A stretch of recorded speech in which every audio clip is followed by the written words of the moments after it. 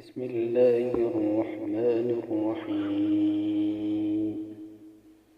تبارك الذي بيده الملك وهو على كل شيء قدير.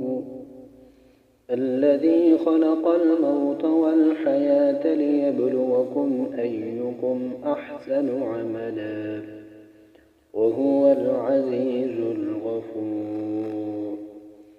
الذي خلق 7 سماوات طباقا ما ترى في خلق الرحمن من تفاوت فارجع البصر هل ترى من فطور ثم ارجع البصر كرتين ينقلب إليك البصر خاسئا وهو حسير.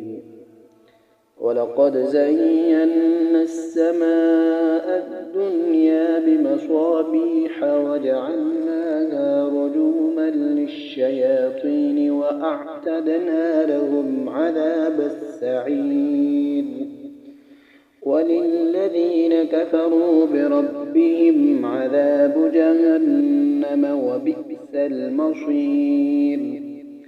إذا ألقوا فيها سمعوا لها شهيقا وهي تفور تكاد تميز من الغيظ كلما ألقي فيها فوج سألهم خزنتها ألم يأتكم نذير قالوا بلى قد جاءنا نذير فكذبنا وقلنا ما نزل الله من شيء إن أنتم إلا في ضلال كبير.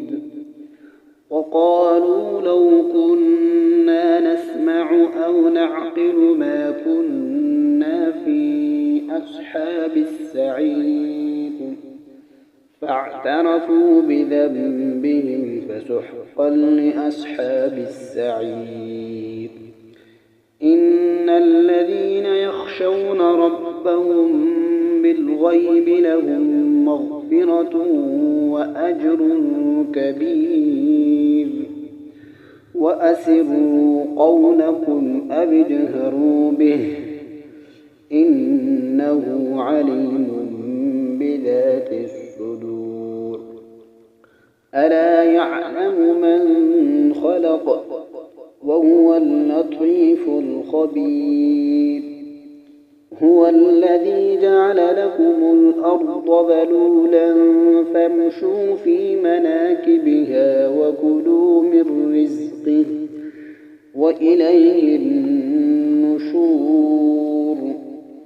أأمنتم من في السماء أن يخسف بكم الأرض فإذا هي تمور أم أمنتم من في السماء أن يرسل عليكم حاصبا فستعلمون كيف نذير.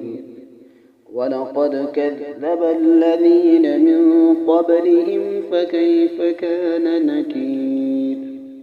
أولم يروا إلى الطير فوقهم صافات ويقبض ما يمسكهن إلا الرحمن إنه بكل شيء بصير. أمن هذا الذي هو جند لكم ينصركم من دون الرحمن إن الكافرون إلا في غرور. أمن هذا الذي يرزقكم إن أمسك رزقه بل لجوا في عتو ونشور. أفمن يمشي مكبا على وجهه أهدى أم